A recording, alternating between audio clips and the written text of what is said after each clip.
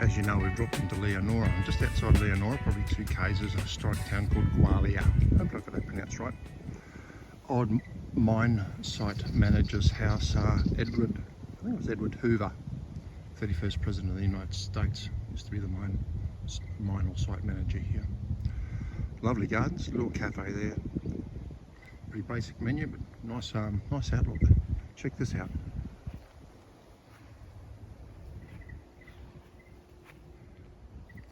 Yep, a working gold mine. We'll have a better look at the mine site, eh? Doesn't seem to be too much vehicle movement today. There's a couple of trucks coming down. You might see them over there, over the far side. There comes the third.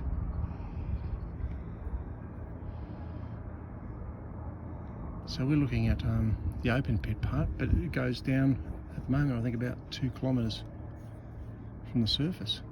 Isn't that amazing? Apart from that Hoover house and the mine site out the back there, which is all owned by St. Barbara, in case you want to know, this is a head frame used to lift people and equipment in and out of the mine. It's not in its original location. There's a video presentation in the old assay house over there. It's pretty interesting about proposed development of this mine. They currently expect a life expectancy to 2031, with plans to probably extend it as well. They've pulled out over 2 million ounces of gold here.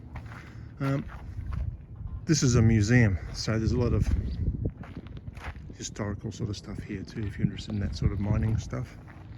In the winder room, which is connected to the, was it the headboard, where they lift equipment and people up and down the mine shaft. 2 steam engines, each rated notionally at 1,000 horsepower. So you can see cable. One would be winding out, the other would be winding in. Can't beat a good Lister. Lister Blackstone, 495 horsepower engine. It's a big son of a gun, eh?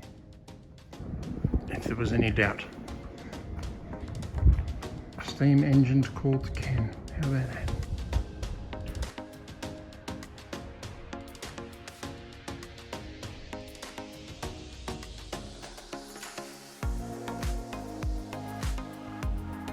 Gwalia Ghost Town. It's actually gazetted that way, I think. I think the council had it renamed. We'll camp just up there overnight. Way back in the day, the federal government actually built a pub here. It's over there. It was an attempt to try and curb the sale and consumption of illicit alcohol in the community. Just one of the many guest houses here at Gwalia. It's called Patroni's Guest House. I think it had, what was a map here? Plan. 16 rooms. And each room supposedly accommodated up to 2 men. It's a single guest house, by the way. And the patron of this place used to feed up to 70 people at a sitting dining room.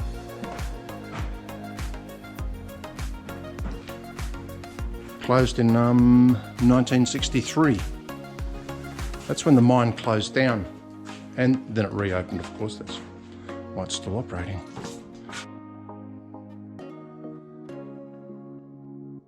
A few number plates up there.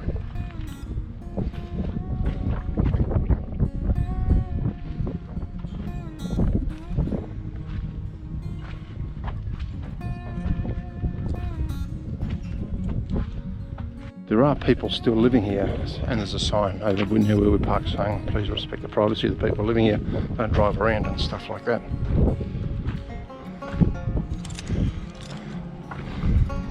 Five-roomed cottage.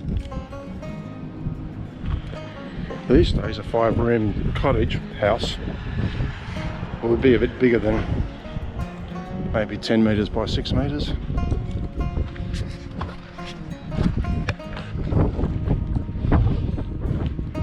Some nice old ironwork here too. When the mine reopened after the closure in 1963, it was going to become an open mine pit, so a lot of the buildings that we've seen were relocated from the site where the open mine is now. There's some photos up in the museum up where the Hoover house is that show a pool, and in the background of the pool you can see the mining site there and some buildings. The pool still remains, not functional anymore. It's up near the campsite where we camped last night. Drove past here yesterday, and this little park over there which they keep fairly well watered.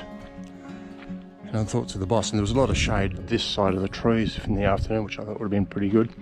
I said to the boss that'd be a great spot to have a rest stop. But you've seen the photos where we stayed last night. State Hotel. First government owned and built hotel in West Australia.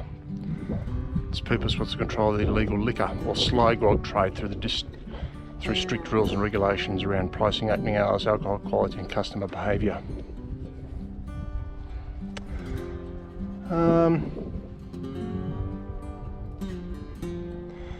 Following the closure of the mine in 1963, the government offered the property for sale or lease.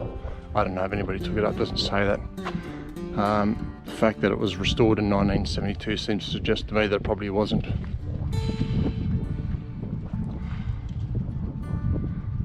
It was built for £4,800. Pretty grand old building. There's some signs up that way. Keep out, keep out. Holes and stuff. I'll go show you shortly. We'll have a look around here first. Signs I talked about. Keep out, unstable ground and sinkholes present. Do not enter. Why would there be sinkholes for? I know they're digging 2 kilometres beneath us, but who knows? If you are camping up there by the museum, you need to be fully self-contained. Just thought I'd throw that in just in case I hadn't. But if you're really desperate for a toilet and the shops up there are closed, some toilets here. Not too far away. 300-400 metres.